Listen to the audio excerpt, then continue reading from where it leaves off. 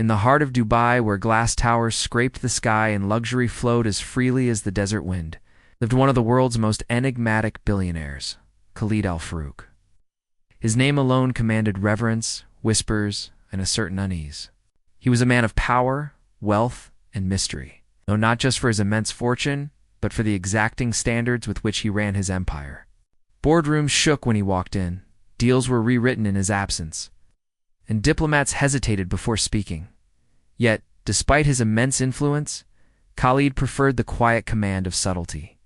His voice, deep and melodious, carried an accent that reminded listeners of ancient deserts and golden mosques. Arabic was his language, not merely a means of communication, but a symbol of authority, culture, and pride. On a humid Thursday afternoon, the Al Farouk mansion buzzed with an unusual tension. Investors, executives, and international journalists had been invited to witness the signing of a historic partnership with a European conglomerate. The grand hall glittered with chandeliers, velvet drapes, and polished marble floors. Tailored suits and women in elegant gowns sipped champagne, their conversations filled with measured smiles and nervous laughter. Yet, despite the opulence, an invisible current of anticipation hung in the air. Khalid entered, his presence slicing through the crowd like a sharp desert wind. Every eye followed him instinctively, and the room instinctively fell silent. Was dressed in a pristine white thobe and a gold-trimmed bisht.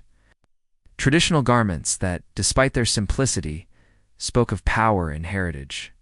With a single gesture, he commanded attention, and the usual chatter dimmed to nothingness. He addressed the crowd in Arabic, began, his tone calm, but laced with unmistakable authority. The words rolled off his tongue, smooth as silk, yet none of the attending executives, most of whom were European or American, understood a single word. Some nodded politely, hoping their expressions masked their ignorance, while others whispered translations to each other, missing subtle inflections and cultural nuances that Khalid had woven into every phrase. For a moment, confusion hovered. Like a cloud over the room, no one dared interrupt him, yet no one responded. The silence was polite but strained.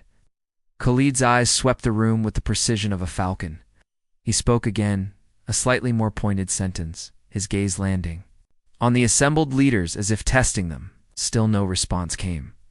The atmosphere thickened. Then, from the corner of the room, emerged an unexpected voice, said a young maid, her tone respectful but firm. Every head turned, every eye widened. The room previously filled with a polite, uneasy silence now trembled with shock. The voice belonged to Miriam, the Al Farouk family's maid.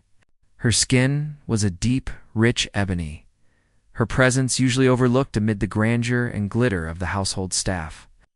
She carried herself with humility, yet there was an undeniable dignity in the way she spoke. Miriam's eyes met Khalid's. Steady and unwavering, she repeated, acknowledging his words without hesitation. A ripple of disbelief passed through the room. How could a maid, a young woman of color, respond where titans of industry and seasoned diplomats faltered? Some gasped audibly. Others froze mid-sip of their champagne. Whispered speculations filled the air. As the room tried to reconcile the impossible a servant had with a simple phrase, commanded attention in a room where billionaires themselves struggled to make a mark, Khalid's expression softened, almost imperceptibly, into a rare, approving smile. "Good," he said, still in Arabic. "You understand, Miriam? Others do not." Miriam inclined her head, calm yet assertive.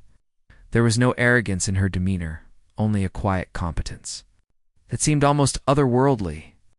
The executives and journalists could feel, without understanding, that something remarkable had occurred.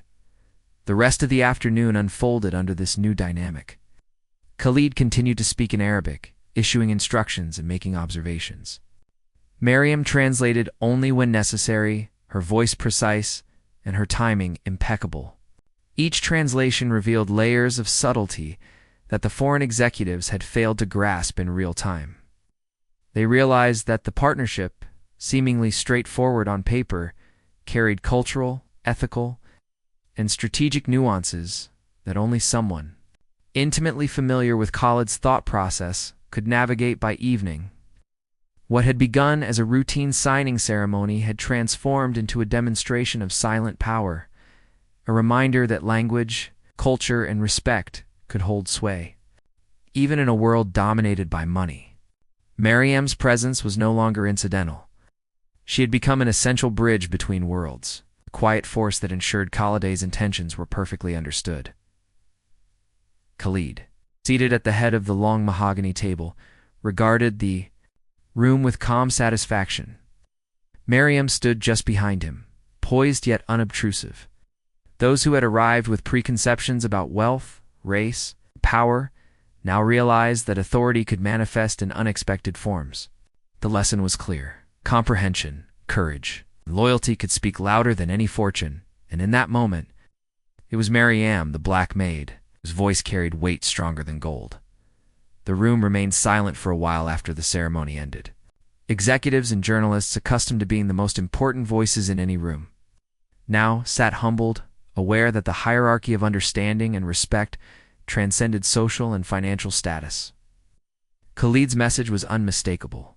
Power was not merely the accumulation of wealth, but the cultivation of knowledge, discernment, and the courage to speak truth when others remained silent.